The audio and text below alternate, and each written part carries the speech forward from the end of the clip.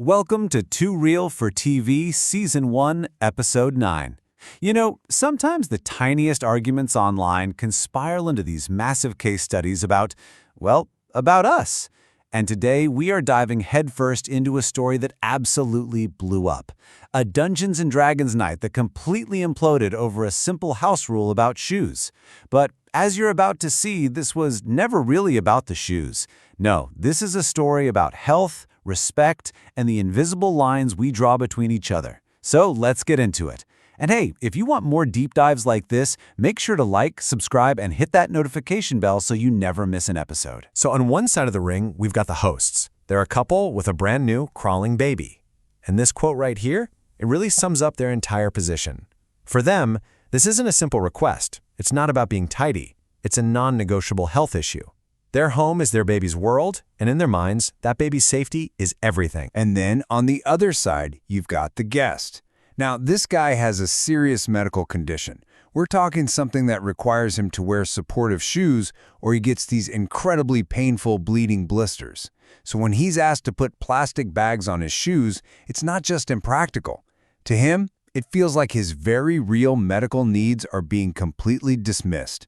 It feels, like he says, insulting, as if his health just doesn't matter as much. And that is the million-dollar question, isn't it?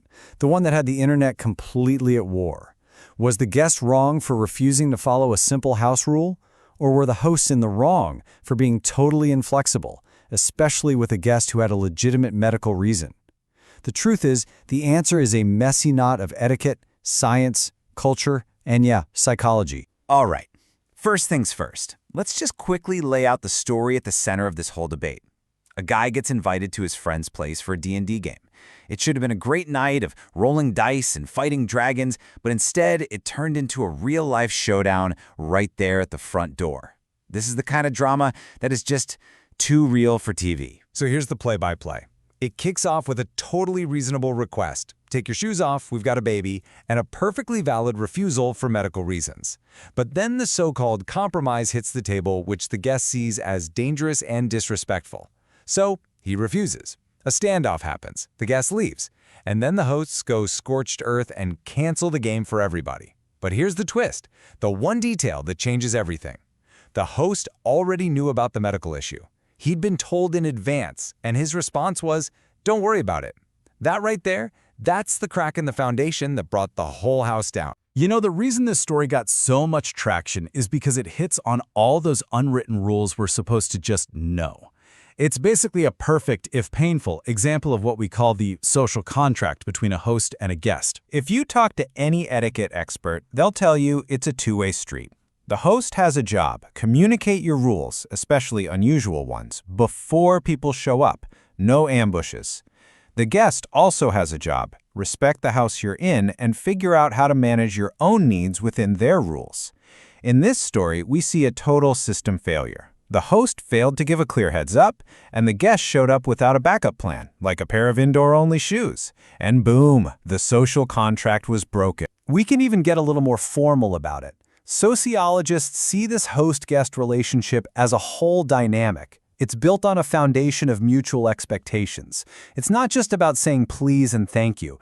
It's a system, and the entire experience relies on both people playing their parts. When those expectations clash like they did here, the whole thing just collapses. Okay, let's put etiquette and feelings on the back burner for a minute and look at the actual reason for the host's rule: hygiene. Are shoes in the house really a health risk, especially for a baby who's all over the floor? Well, the science might just surprise you. Just look at this number, 400,000. What in the world could that possibly mean in a fight about shoes? It's not the price tag on some fancy sneakers, I'll tell you that. It's something way, way smaller and a whole lot grosser. Yep, that number is bacteria. A study found that the soles of our shoes can carry over 400,000 different types of bacteria. We're talking nasty stuff too, like E. coli and staph. So what this means is that the host's fear wasn't just them being a worrier. It was actually based on some very real, very legitimate science about what we track into our homes. But of course, it's never that simple, is it? Science isn't the whole picture. There's a real tension here. On one hand, Taking shoes off is cleaner and protects your floors. But on the other hand, shoes offer protection, they're convenient, and for some people, they're absolutely critical medical devices. This isn't a clear-cut case of right and wrong. It's a trade-off between different priorities that are both completely valid. This D&D disaster also peels back another layer of just how complicated we humans are. Culture. What feels like obvious common sense to you might seem totally weird or even rude to someone from another part of the world. And the simple act of wearing shoes inside? Oh yeah, that is a perfect example. If you look at the whole world, there is no universal shoe rule, period. For almost half the globe, taking them off is just what you do. But for a huge chunk of people, the rules literally change from one house to the next. And that uncertainty is exactly why you have to communicate clearly. You can never, ever just assume you know the rule. And this cultural difference can be really stark. In a lot of Asian and Scandinavian cultures, for instance, taking off your shoes is a basic sign of respect. It's like step one of being a good guest. But in other places, like parts of North America, it can be the opposite. Tons of commenters on the original story were just baffled that anyone would want to keep their dirty shoes on inside. It just goes to show how deep these unwritten rules can run.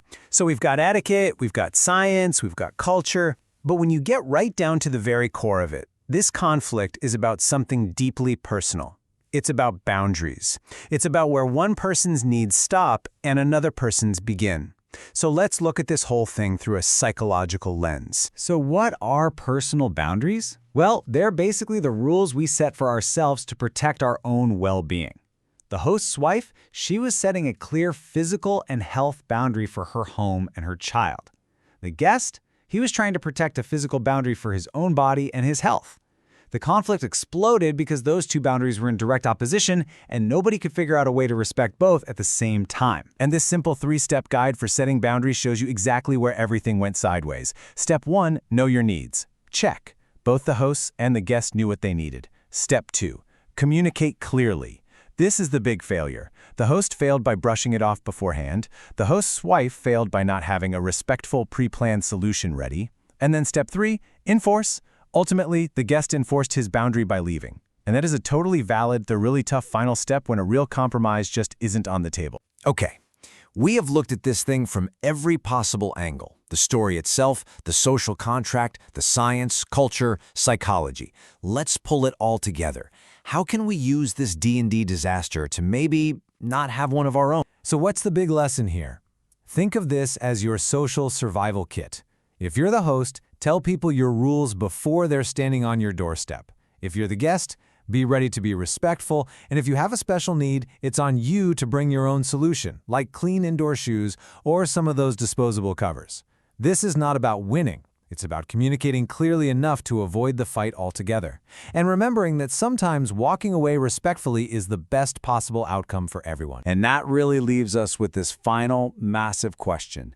When your needs clash directly with someone else's rules, what's more important? Being a gracious, compliant guest, or being an individual who is truly understood and respected?